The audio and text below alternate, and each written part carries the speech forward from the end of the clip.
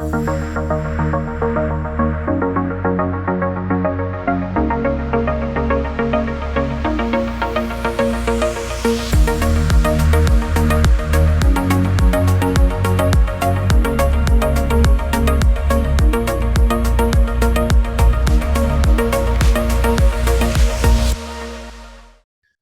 like to thank everybody for giving me this great opportunity to share with you my thoughts on multilateralism and how the injection of an innovative mindset that embraces creativity and challenges the status quo can strengthen our ability to collectively fight immense global challenges ahead of us.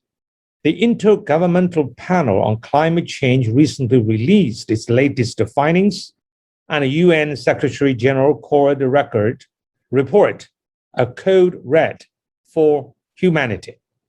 At the same time, the COVID-19 health emergency has continued unabated and is likely to last far longer than any of us expected.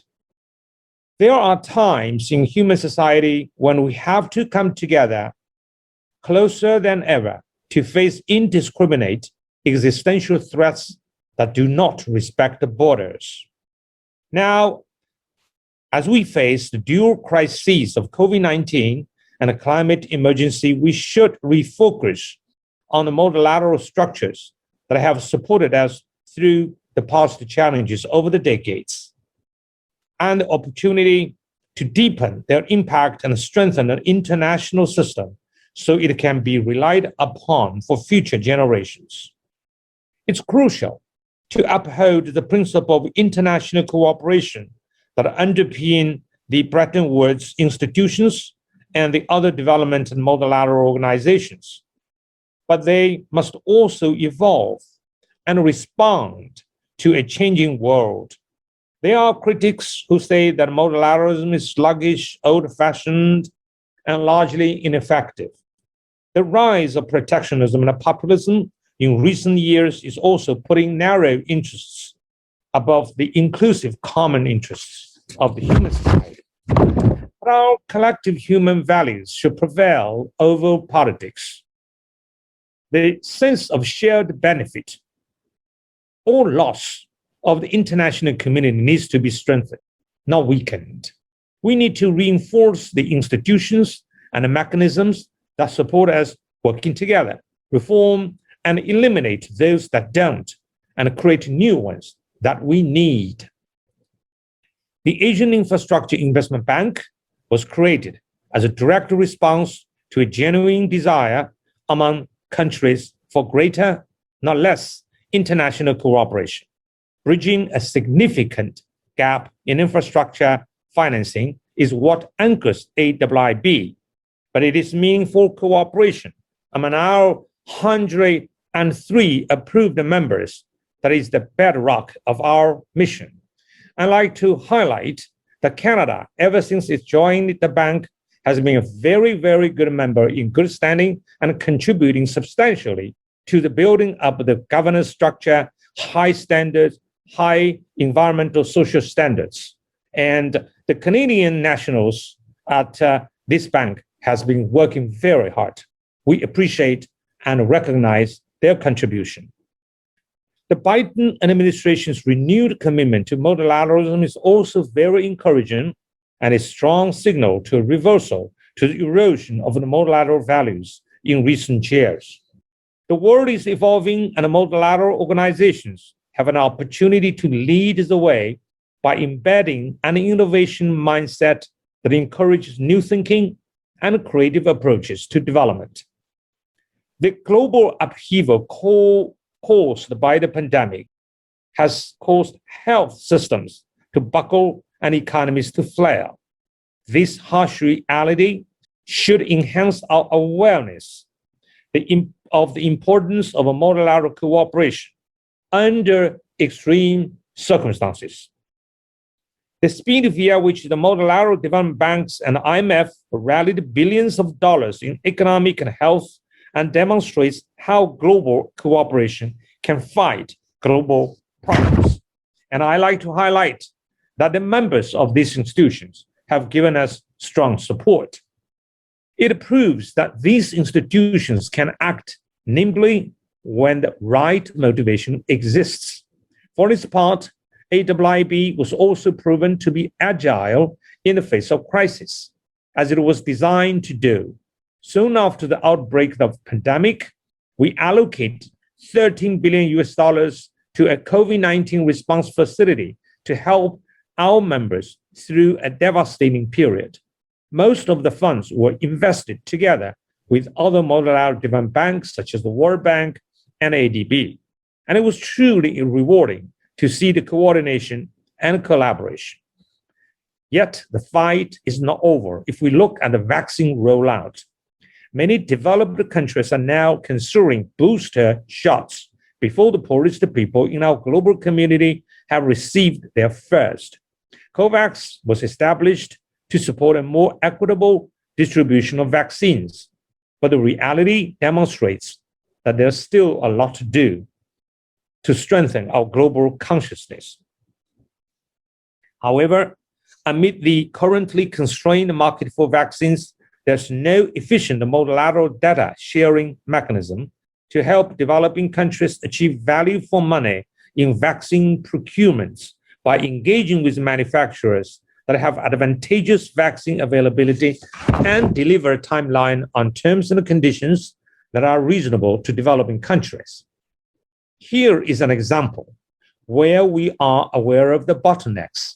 We even have a potential solutions, but we lack the political will to implement. So much has been learned about how we can work together more effectively and more efficiently. The pandemic gave us permission to be creative and take calculated risks. We should not let this opportunity to embrace a flexible model for decision-making and implementation pass us by. The other crisis we are facing has been with us for quite a number of years. The degradation of our environment and resulting impact on our way of life is more palpable now than ever before. Fires and flooding are becoming fiercer, and human and economic costs are growing every year. Responding to the impacts of climate change is felt all over the world, but in Asia, it's more acutely felt due to the less developed infrastructure of many countries in the region. Climate mitigation in Asia's more prevalent climate problems, and it's a problem that cannot be resolved with the same thinking and investments of yesteryear. It's time to be bold actions to leverage creativity and innovation in technology and financial products that will encourage financial flows into climate solutions. The proactive integration of climate mitigation measures into infrastructure investments and increasing climate resilience through the application of technology and technological solutions will better prepare developing Asia to respond to extreme weather events intensified by climate change. Crowding in more capital to fund these measures will be necessary to fill the financing gap. Our commitment to assisting our members each reach their domestic and international climate goals is reflected in our corporate strategy, where we aim to achieve a climate finance share of at least 50% of our total financing approved by 2025. This is a very ambitious target, but we believe it can be done. Aligning financial flows with economic development that delivers climate objectives is another cornerstone of our investment strategy. We believe the private sector is crucial to fill the existing gap of the finance. We launched the Sustainable Capital Markets Initiative that is designed to address the historical misallocation of capital resulting from the failure to properly internalize environmental and social costs, as well as the benefits and impact of a strong ESG focus. One of the programs under this initiative is an AIIB Amundi Climate Change Investment Framework, which translates the key objectives of the Paris Agreement into metrics to assess an issuer's alignment with climate change mitigation, adaptation, and low carbon transition objectives. Each objective can be translated into investment risks and opportunities with the potential to impact portfolio level returns. For institutional investors to participate in emerging markets climate financing, an ecosystem of financial infrastructure is needed. AIIB has and will continue to play a leading role in mobilizing private capital into emerging market climate finance by helping to build the components of this ecosystem while applying a rigorous framework of best practices to our own projects.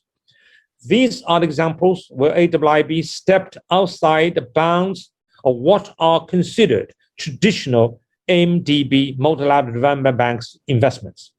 As a newer development bank that was designed for a modern world, AIIB has the flexibility to explore these kinds of new ideas, but we still have a long way to go.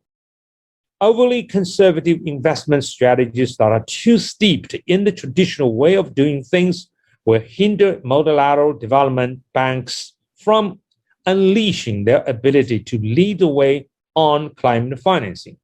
Our missions and structures allow us to leverage our own investment portfolios to build evidence-based proofs of concept, to generate data, build investor confidence, and add momentum to the development of sustainable capital markets.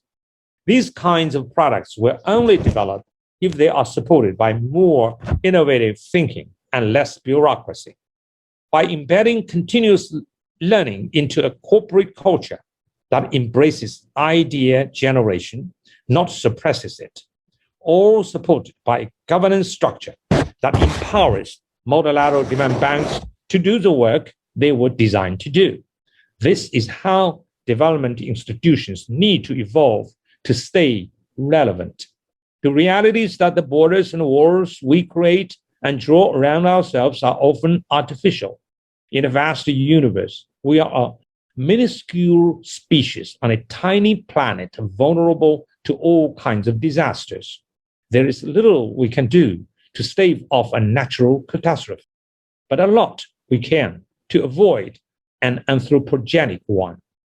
In our present moment, the pressure is building on multiple fronts, and history has proven that our collective wisdom, talent, and tenacity makes us stronger. The case for more and better multilateralism is here, but it is incumbent upon all of us not to be complacent or to stagnate.